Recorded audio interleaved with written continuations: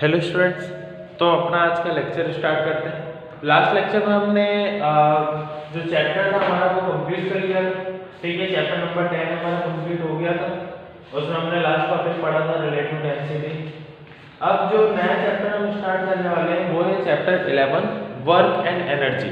ठीक है, चैप्टर 11 हम स्टार्ट कर रहे हैं जिसका नाम क्या है, वर्क एंड एनर्जी, कार्य एवं ऊर्जा। चैप्टर 11 में बहुत बड़ा चैप्टर नहीं, काफी छोटा चैप्टर है जिसमें न्यूमेरिकल्स हमें बहुत सारे देखने को मिलेंगे और केवल हम वर्क और एनर्जी के बारे में इसमें पढ़ेंगे। जो भी यहाँ पर वर्क होता है उसके टाइप्स जो भी होंगे, उसके बाद एनर्जी मतलब ऊर्जा जो होती है, ऊर्जा के टाइप्स क्या होते हैं, ये सारी चीजें हम आज पढ़ने वाले हैं। ठीक है, तो स्टार्ट करते हैं सबसे पहले वर्क से। वर्क क्या होता है? अगर हम बात करते हैं कार्य की, वर्क की, तो जो टॉपिक हम पढ़ने वाले हैं पहला वर्क, जिसे हम हिंदी में क्या बोलते हैं, कार्य। ठीक है, अब बेसिकली वर्क होता क्या है? तो वर्क की अगर हम डेफिनेशन पे बात करते हैं तो डेफिनेशन क्या है, work is a product of force and displacement. Work क्या है, एक तरीके से गुणनफल है किसका, फोर्स का मतलब बल का और डिस्प्लेसमेंट का मतलब विस्थापन का। Simply work is equal to क्या है, फोर्स इनटू डिस्प्लेसमेंट। डिस्प्लेसमेंट को हम s से रिप्रेजेंट करते हैं। ठीक है, कार्य बराबर बल गुणित क्या हो जाएगा, ये विस्थापन। ठीक है, वही अगर हम इंग्लिश में बोलते हैं तो वर्क इज इक्वल टू क्या होता है, फोर्स मल्टीप्लाई डिस्प्लेसमेंट। ठीक है, फोर्स मल्टीप्लाई क्या हो जाएगा, डिस्प्लेसमेंट। अब यहाँ पर फोर्स और डिस्प्लेसमेंट की बात कहां से आती है? देखो, अगर आपने भी सिंपली कार्य के बारे में सुना होगा, काम क्या होता है जो हम करते हैं। ठीक है, नॉर्मली जो भी हम कर रहे हैं वो सब क्या है, काम। ठीक है, मैं यहाँ पर लेक्चर दे रहा हूँ, ये भी क्या एक तरीके से काम है। अब लेकिन इसकी एक्चुअल डेफिनेशन क्या होगी उसको समझते हैं।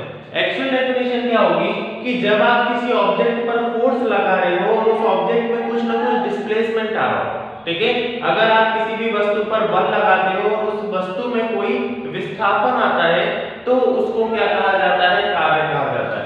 मतलब मैं कंसीडर करता हूं कि यहाँ पर एक ऑब्जेक्ट है, एक बॉक्स है। ठीक है, जिस पर मैंने क्या लगाया है, फोर्स लगाया। जिस पर मैंने क्या लगाया, यहाँ पर फोर्स लगाया। बॉक्स रखा हुआ है अभी जिस पॉइंट पर, उस पॉइंट को मैं बोलता हूँ ए। और जैसे ही मैंने इस पर बल लगाया, इस पर फोर्स लगाया, तो वह अपनी जगह ए से चेंज करके कहां चला गया, वो चला गया पॉइंट बी पर। समझ में, कहां चला गया, वो पॉइंट बी पर चला गया। मतलब सिंपल सी बात है कि ये जो बॉक्स था उसको मैंने धक्का लगाया जिससे वो ए पॉइंट से उठकर, ए बिंदु से उठकर कहा, ए बिंदु से खसक कर आगे कहां चला गया, बी बिंदु पर। अब इन दोनों के बीच की दूरी को ही हम क्या बोलेंगे, डिस्प्लेसमेंट। इन दोनों के बीच की दूरी को हम क्या बोलेंगे, डिस्प्लेसमेंट, या फिर मैं क्या बोल सकता हूं, विस्थापन। अब देखो, अब ये समझना ज्यादा आसान होगा। जब मैंने बल लगाया तो वस्तु ने अपनी जगह परिवर्तित करके, मतलब अपनी जगह चेंज करके दूसरी जगह पर चली गई वस्तु। ठीक है, इसी के बीच में, एक जगह और दूसरे के बीच में जो दूरी है उसी को हम क्या बोलते हैं, विस्थापन बोलते हैं। तो बल गुणित विस्थापन क्या हो जाएगा, हमारा वर्क। अब देखो, वर्क के अलग अलग टाइप्स होते हैं। अगर हम इसी पूरे कंसेप्ट को देखते हैं, फोर्स क्या है, फोर्स कैसे लगाया गया, किस डायरेक्शन में लगाया गया, कौन सी हम बोल सकते हैं ऐसा यहाँ पर कि कौन सी दिशा में हमने फोर्स लगाया जिससे हमें विस्थापन कौन सी दिशा में मिला। जैसे कि अगर मैंने फोर्स लगाया है, विस्थापन भी इसी दिशा में मिला है, या फिर विस्थापन उल्टी दिशा में मिला है। इस तरीके से वर्क की क्या होती है, अलग अलग टाइप्स होते हैं। ठीक है, अब हम बुक की तरफ चलते हैं। बुक में यहाँ पर लिखा है what is work, there is a difference in the way we use the term work in a day to day life and the way we use it in science. मैंने आपको पहले ही बोला था कि हम जो यहाँ पर कर रहे हैं सारी चीजें क्या है, काम है। लेकिन ये एक्चुअल डेफिनेशन काम की नहीं होती है, एक्चुअल डेफिनेशन कार्य की ये नहीं होती है। साइंस की डेफिनेशन जो कार्य की है वो कुछ अलग होती है। जैसा कि यहाँ पर भी बताया गया है कि the product of force and displacement is known as work. ठीक है, क्या बोला है यहाँ पर, product of force and displacement is known as work. तो अगर हम बात कर रहे हैं वर्क की, तो वर्क क्या हो जाएगा, कार्य की परिभाषा के अनुसार किया गया कार्य बल तथा विस्थापन के गुणनफल के बराबर होता है। ठीक है, बल और विस्थापन इन दोनों की क्या होगा, गुणनफल के बराबर होगा। इसी तरीके से अगर हम यहाँ पर सारी यूनिट्स देख रहे हैं, देखो वर्क इज इक्वल टू क्या हो गया, फोर्स इनटू डिस्प्लेसमेंट। अगर मैं एसआई यूनिट वर्क की निकालता हूँ, वर्क को किस में मापा जाता है, तो आपको याद रखना है कि जो वर्क की एसआई यूनिट होती है, एसआई इकाई होती है, वो क्या होती है, जूल, JOULE, जूल, जिसे हम रिप्रेजेंट करेंगे जे से। ऐसा समझने, जे से हम किसको रिप्रेजेंट करेंगे, जूल को, और वो क्या होती है, एसआई इकाई होती है किसकी, वर्क की। ठीक है, जब भी कार्य किया गया कार्य और उसकी एसआई इकाई हम देखेंगे तो हम हमेशा उसको किस में निकालेंगे, जूल में निकालेंगे। फोर्स की अगर मैं बात करता हूं तो फोर्स की एसआई यूनिट क्या होती है, फोर्स की एसआई यूनिट होती है न्यूटन।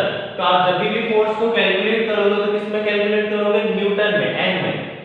डिस्प्लेसमेंट क्या आपको पता ही है, डिस्प्लेसमेंट क्या है, दूरी है, दूरी को हम किस में मापते हैं, मीटर में। तो जब भी दूरी का मापन हम करेंगे उसको किस में करेंगे, मीटर में करेंगे। एक यहाँ पर न्यूमेरिकल दिया हुआ है बहुत सिंपल सा, न्यूमेरिकल 11.1, किसी वस्तु पर 5 न्यूटन बल लग रहा है, बल की दिशा में वस्तु 2 मीटर विस्थापित होती है। ठीक है, यदि विस्थापन होते समय लगातार वस्तु पर बल लगता रहे तो समीकरण के अनुसार किया गया कार्य कितना होगा। अब सिंपली उसने क्या बोला है, 11.1 न्यूमेरिकल की हम बात कर रहे हैं। एग्जांपल 11.1, उसने क्या बोला है, सबसे पहली लाइन इसने बोली है किसी वस्तु पर 5 न्यूटन क्या लग रहा है, बल लग रहा है। तो मैं यहाँ पर लिखता हूँ फोर्स कितना हो गया यहाँ पर 5 न्यूटन। मैंने आपको बताया था न्यूटन में हम किसको मेजर करते हैं, फोर्स को। तो फोर्स हो गया 5 न्यूटन। विस्थापन कितना मिला, 2 मीटर मिला। तो डिस्प्लेसमेंट s की वैल्यू कितनी हो गई यहाँ पर, 2 metre. Work done is equals to, find करना है हमें, वर्क का हमें पता ही नहीं है। तो देखो अगर मैं वर्क डन इसका निकालूंगा तो वी नो दैट, हमें पता है, हिंदी मीडियम लिख लेंगे, हम जानते हैं कि कार्य बराबर कार्य W बराबर क्या होगा, फोर्स इनटू डिस्प्लेसमेंट। तो W बराबर फोर्स इनटू डिस्प्लेसमेंट, फोर्स कितना है 5, डिस्प्लेसमेंट कितना है 2, तो W बराबर 5 2 10। और मैंने बताया था एसआई यूनिट वर्क की क्या होती है, जूल होती है, तो 10 जूल। ये हो जाएगा इसका आंसर। ऐसा में तो कुछ इस तरीके से हम क्या करते हैं, न्यूमेरिकल हमने सॉल्व किया है इसी बेस्ड पर। आगे बढ़ते हैं। अब सिंपली क्या दिया गया है कि यहाँ पर जो हमारा वर्क का फॉर्मूला है, आज हम वर्क को कंप्लीट कर लेंगे, उसके बाद अगले लेक्चर में एनर्जी को कंप्लीट कर लेंगे। तो यहाँ पर जो वर्क का फॉर्मूला दिया है वो काफी सिंपल दिया हुआ है। ठीक है, वर्क का फॉर्मूला यहाँ पर क्या है, F into S। W is equal to क्या है, F मल्टीप्लाई S। लेकिन आपको याद होगा कि लास्ट लेक्चर में अभी हमने पढ़ा था, लास्ट लेक्चर में हमने पढ़ा था क्या, बट वी नो दैट, हमें क्या पता है, हमें पता है कि फोर्स इज इक्वल टू होता है mass into gravity. Mass into acceleration होता है, या फिर आप लिख सकते हैं एक्सेलरेशन ड्यू टू ग्रेविटी, गुरुत्वाकर्षण त्वरण बोलते हैं जी को। ठीक है, तो मास इनटू ग्रेविटी। सो तो क्या होगा, F की जगह पर मैं क्या रख दूंगा, m into g। तो W इज इक्वल टू हो जाएगा m into g into s। ये भी एक फॉर्मूला होता है इसका वर्क का। तो कहीं पर अगर आपको डायरेक्टली फोर्स दिया होगा तो आप क्या करोगे, फोर्स की वैल्यू वहां पर लिख दोगे। ठीक है, लेकिन अगर आपको कहीं पर फोर्स नहीं दिया हुआ है तो आप वहां पर फोर्स की जगह पर क्या लिखोगे, मास इनटू ग्रेविटी। मतलब पहले आप मास की वैल्यू लिखोगे और ग्रेविटी की तो आपको पता ही है 9.8 होती है। ठीक है, इसी के बेस पर एक न्यूमेरिकल हम यहाँ पर देखते हैं। न्यूमेरिकल क्या है, 11.2 न्यूमेरिकल दिया है, एक कुली 15 किलो का बोझ धरती से 1.5 मीटर ऊपर उठाकर अपने सिर पर रखता है। मतलब एक कुली है, वो क्या कर रहा है, धरती पर एक सूटकेस रखा हुआ है, मान लो 15 किलो का वो सूटकेस है, और उसको 1.5 मीटर ऊपर की तरफ उठाता है। ठीक है, और कहाँ रख लेता है, अपने सिर पर। उसके द्वारा बोझे पर किया गया कार्य परिकलन कीजिए। मतलब हमें क्या परिकलन करना है कि उसने कितना कार्य किया है। तो देखो दो चीजें इसमें दी हुई है। पहला मास दिया है, मास कितना दिया है उसने 15 केजी, यहाँ पर मैंने लिख दिया 15 केजी उसने क्या दिया है मास। ऐसा समझ में। अब हम आते हैं इसमें सेकंड चीज, सेकंड उसने दिया है डिस्प्लेसमेंट, क्योंकि वहां से उठाने के बाद सूटकेस उसने अपने सिर पर रखा, यहां तक की दूरी कितनी थी, तो दूरी थी 1.5 मीटर। दूरी यहाँ पर कितनी होगी 1.5 मीटर। अब यहाँ पर देखो दूरी हमें पता चल गई है, इसके बाद हमें क्या पता चल गया है, डिस्प्लेसमेंट पता चल गया है। अब हम क्या करते हैं यहाँ पर सिंपली ग्रेविटी का, सॉरी ग्रेविटी तो हमें पहले से ही पता है, हम यहाँ पर क्या करते हैं वर्क डन का फॉर्मूला लगाते हैं। वर्क डन हमें नहीं पता है, तो work is equal to find out we know that work is equal to होता है F मल्टीप्लाई S, और वर्क इज इक्वल टू होता है M into G multiply S। ठीक है, अभी मैंने बताया कैसे होता है। वर्क इज इक्वल टू हो जाएगा मास कितना है 15 मल्टीप्लाई ग्रेविटी, ग्रेविटी की वैल्यू देखो, ग्रेविटी की वैल्यू होती है 9.8। ठीक है, आपको भी पता है ग्रेविटी की वैल्यू क्या होती है 9.8, लेकिन यहां पर 9.8 को अगर मैं राउंड ऑफ करता हूं तो वो क्या हो जाएगा 10, अप्रोक्सीमेटली 9.8 किसके बराबर है 10। अगर हमारे परसेंटेज बनते हैं 7.8, सॉरी अगर हमारे परसेंटेज बनते हैं 79.8, तो हम सबको क्या बताते हैं 80%। तो इसी तरीके से राउंड ऑफ जब हम करेंगे तो राउंड ऑफ करने में 9.8 को हम डायरेक्टली क्या लिखेंगे 10, और जितने भी आप न्यूमेरिकल करोगे उसकी कैलकुलेशन को इजी बनाने के लिए, ठीक है, जो भी उसकी गणना है उसको हम अगर इजी बनाएंगे, इसके लिए हमें क्या करना पड़ेगी, जी की वैल्यू जो हम रखेंगे वो डायरेक्टली 10 रखेंगे। तो यहाँ पर ग्रेविटी की वैल्यू में क्या रख दूंगा 10 मल्टीप्लाई विस्थापन क्या दिया हुआ है डिस्प्लेसमेंट 1.5 की हो गया 1.5, work is equal to 15 multiply 10 multiply 15 upon में देखो पॉइंट हटेगा, यहां से पॉइंट हटा तो क्या लगेगा 0, 10 से 10 कैंसिल, 15 into 15 क्या हो जाएगा, work is equal to 15 multiply 15 हो जाएगा 225। एक बार चेक कर लेता हूं, हाँ 225, 15 मल्टीप्लाई 15 हो गया 225 और जूल, कुछ इस तरीके से ऐसा समझे। तो वर्क यहाँ पर कितना आ जाएगा, वर्क आ जाएगा 225 जूल। क्लियर है इतना। अब ये तो हमने क्या किया है नॉर्मली वर्क निकाला है, मैं आपको वर्क की कुछ डेफिनेशंस बता देता हूँ, कुछ इसके टाइप्स बता देता हूँ, जिससे वर्क वाला जो पार्ट है हमारा यहाँ पर आज वो वर्क वाला पार्ट कंप्लीट हो जाएगा। ठीक है, अभी तक आपने क्या पढ़ा है कि वर्क क्या होता है फोर्स इनटू डिस्प्लेसमेंट, लेकिन इसकी लिमिटेशंस क्या क्या है, क्या वहां पर डिस्प्लेसमेंट मिलना जरूरी है, या फिर डिस्प्लेसमेंट की डायरेक्शन क्या होनी चाहिए, ये सारी चीजें भी आपको वहां पर पता होनी चाहिए। तो इसके लिए हम करते हैं,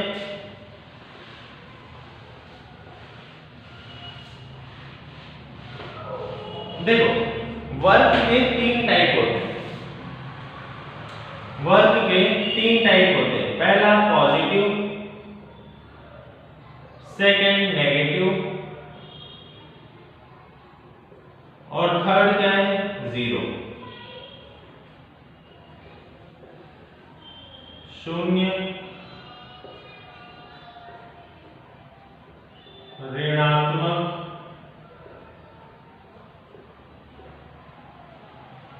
और धनात्मक।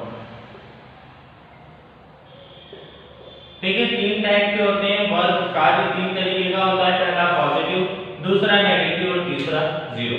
तीनों को समझो कि अगर किसी वस्तु पर मैं फोर्स लगा रहा हूं, बल लगा रहा हूं, किसी भी वस्तु पर अगर मैं बल लगाता हूं, जिस दिशा में मैंने बल लगाया है अगर विस्थापन भी मुझे उसी दिशा में मिल रहा है,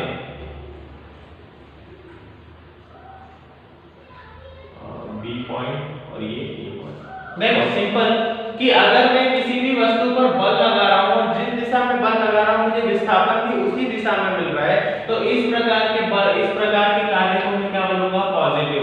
ठीक है, इस टाइप के वर्क को हम क्या बोलेंगे पॉजिटिव वर्क। सिंपल सी बात है, मैं जहां फोर्स लगा रहा हूं अगर मुझे उसका जो रिजल्ट है वो भी उसी डायरेक्शन में मिल रहा है, मतलब मैंने फोर्स लगाया किसी ऑब्जेक्ट को डिस्प्लेसमेंट उसी डायरेक्शन में मिला जिस डायरेक्शन में फोर्स है, तो उसको हम क्या बोलेंगे, पॉजिटिव वर्क। अगर मैं किसी भी वस्तु पर बल लगा रहा हूं और विस्थापन भी उसी दिशा में मिलता है जिस दिशा में बल लगाया गया हो, तो उस प्रकार के कार्य को क्या बोलेंगे, धनात्मक कार्य। नेगेटिव क्या होगा कि अगर मैं फोर्स इस डायरेक्शन में लगा रहा हूं और विस्थापन भी मुझे इसके अपोजिट मिल रहा है, मतलब मैंने फोर्स इस डायरेक्शन में लगाया लेकिन इसका जो विस्थापन है मुझे कहां मिला है, उसके अपोजिट डायरेक्शन में। मैं यहाँ पर एक स्लोप की बात कर सकता हूं कुछ इस तरीके से कि मैं बॉल को क्या कर रहा हूं, यहाँ से कोई एक इंसान जो है वो बॉल को धक्का दे रहा है ऊपर की तरफ, फोर्स वो ऊपर लगा रहा है लेकिन फिर भी बॉल क्या आ रही है, उसके पीछे आ रही है, उसी की डायरेक्शन में आती जा रही है। तो इस प्रकार के बल को हम क्या बोलेंगे, नेगेटिव फोर्स। ठीक है, सॉरी, इस प्रकार के कार्य को हम क्या बोलेंगे, नेगेटिव कार्य, मतलब नेगेटिव वर्क। क्लियर है इतना कि देखो फर्स्ट वाला क्या था कि अगर बल की दिशा और विस्थापन की दिशा सेम है, दोनों की दिशाएं क्या है वहां पर अगर एक जैसी है तो उसको हम पॉजिटिव बोलेंगे। अगर बल की दिशा और विस्थापन की दिशा एक दूसरे के विपरीत है तो उसको हम नेगेटिव बोलेंगे। और अगर कभी मैं वर्क कर रहा हूं, देखो मैं फोर्स लगा रहा हूं लेकिन मुझे विस्थापन बिल्कुल भी नहीं मिल रहा है, तो उस टाइम पे F मल्टीप्लाई S की वैल्यू क्या हो जाएगी, 0, तो वर्क क्या हो जाएगा वहां पर 0। मतलब कि अगर मैंने फोर्स लगाया है लेकिन मुझे डिस्प्लेसमेंट नहीं मिल रहा है, डिस्प्लेसमेंट 0 मिल रहा है, मैं इतना ज्यादा भारी हूं बॉक्स से कि वो मुझसे फोर्स लगा रहा हूं लेकिन वो आगे बढ़ ही नहीं रहा है, बिल्कुल भी विस्थापन नहीं मिल रहा, तो उस टाइप के काम को हम क्या बोलेंगे, उस टाइप के वर्क को हम क्या बोलेंगे, 0 वर्क। क्लियर है इतना? ठीक है, तो यहाँ पर हमने क्या कंप्लीट किया है, सिंपली वर्क को कंप्लीट किया है। वर्क के 3 टाइप हमने पढ़े, positive work, negative work and 0 work. एक बार मैं हल्का से इसको रिवाइज कर देता हूँ।